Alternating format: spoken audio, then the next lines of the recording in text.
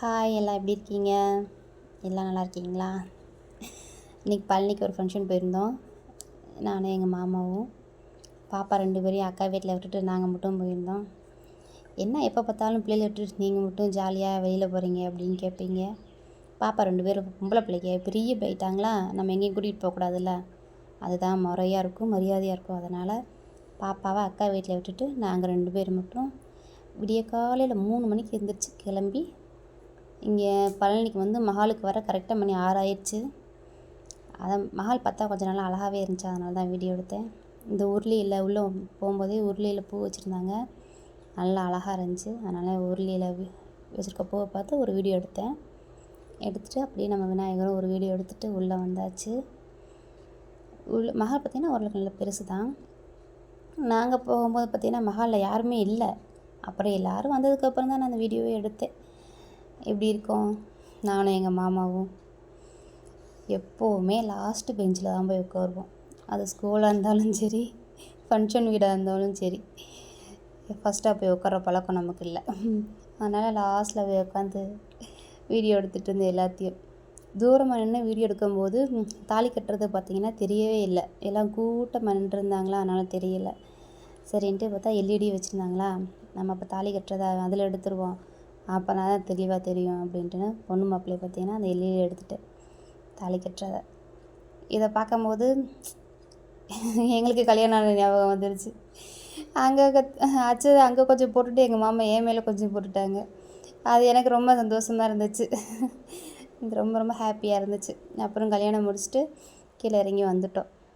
அப்போ எங்கள் மாமா சொன்னாங்க, வீடியோ எடுங்கிறதுக்கு எப்போ பார்த்தாலும் கேமரா கையில் தூக்கி தெரியாதடி பேசாமரு அப்படின்ட்டு. அப்புறம் செல்லில் வீடியோ எடுத்துகிட்டு இருந்தோம். பக்கத்தில் தான் பழனியில் எங்கள் கொழுந்தானார் வீடு. அப்புறம் அங்கேயும் போயிட்டு பசங்களை பார்த்துட்டு கிளம்பலாம் அப்படின்னு சொல்லிட்டு அங்கே போயிட்டோம்.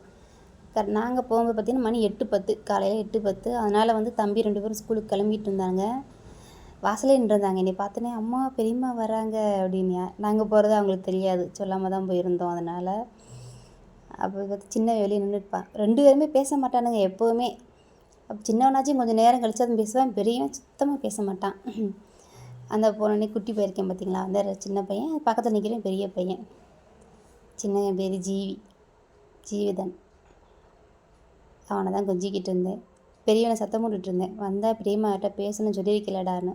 நம்ம என்ன சொன்னாலும் பேசவே மாட்டானுங்க 2 பேரும். அப்புறம் அங்கே பார்த்து முடிச்சுட்டு தம்பிக்கு ஸ்கூல் வேன் வந்துருச்சு, கிளம்பிட்டாங்க. அப்புறம் ஸ்கூலுக்கு அவங்கள அனுப்பி போட்டுட்டு அப்போவும் நாங்களும் கிளம்பிட்டோம் கையோட. வேன் வந்தோடனே தம்பி 2 பேரும் வேனில் கிளம்பிட்டாங்க.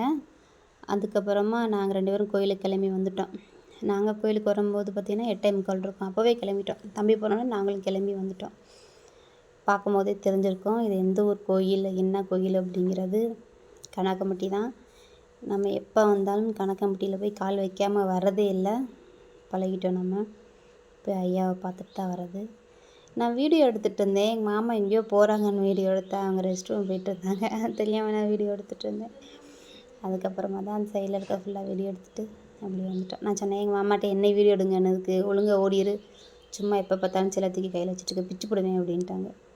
சரி போங்கன்னு சொல்லிட்டு அப்புறம் நானாக தான் வீடியோ எடுத்தேன். அதனால தான் இந்த கோயிலுக்கு வந்ததில் நான் இல்லை, ஏன்னா வீடியோ நான் தான் எடுத்தேன். அதனால் ஐயாவை நீங்களும் தரிசனம் பண்ணிக்கோங்க, உங்களுக்கு நான் எல்லாம் கிடைக்கும். நீங்களும் வந்து அடிக்கடி கோயிலுக்கு வந்துட்டு போங்க, நல்லாயிருக்கும் நீங்கள் வந்துட்டு போனால். அப்புறம் கரும்பு கடைக்கு போய் ஒரு ஜூஸ் குடிச்சிட்டு, எப்போ போனாலும் இந்த ஐயா கடையில் தான் ஜூஸ் குடிப்போம். பழனியில் இருக்குது இந்த ஐயா கடையில் ஜூஸ் குடிச்சிட்டு, இந்த சைடில் போனீங்கன்னா கண்டிப்பாக அவர்கிட்ட குடிங்க ஜூஸு. பயங்கர காற்று பார்த்திங்கன்னா அப்படி காற்று அடிக்குது, சல்லு சல்லுன்ட்டு. ஆனால் நல்லா இருந்துச்சு, பயங்கர காற்று.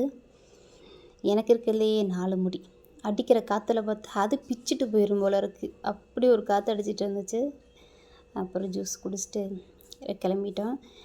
நேரமாக 3 மணிக்கெலாம் எழுந்திரிச்சனால ரொம்ப டயர்டாக இருந்துச்சு. மாமா போய் ஒரு ஓரமாக உட்காந்துட்டாங்க. உட்காந்துட்டு சொன்னால் கொஞ்சம் தூங்கிட்டு எதுவும் போவோமா கார்லேயேப்பா அப்படின்னு. வேணா கொஞ்சம் கொடுத்து வீட்டுக்கே போயிடுவோம் அப்படின்னு சொல்லிட்டு ஜூஸ் குடிச்சிட்டு கொஞ்சம் அப்படியே கிளம்பிட்டோம். இந்த வீடியோ பிடிச்சிருந்துச்சுன்னா லைக் பண்ணுங்கள், ஷேர் பண்ணுங்கள், கமெண்ட் பண்ணுங்கள். ஜூஸ் குடித்த உடனே ஜில்லுன்னு இருந்துச்சு, அதனால தான். எங்கள் வீடியோ பிடிச்சிருந்துச்சுன்னா கமெண்ட் பண்ணுங்கள்.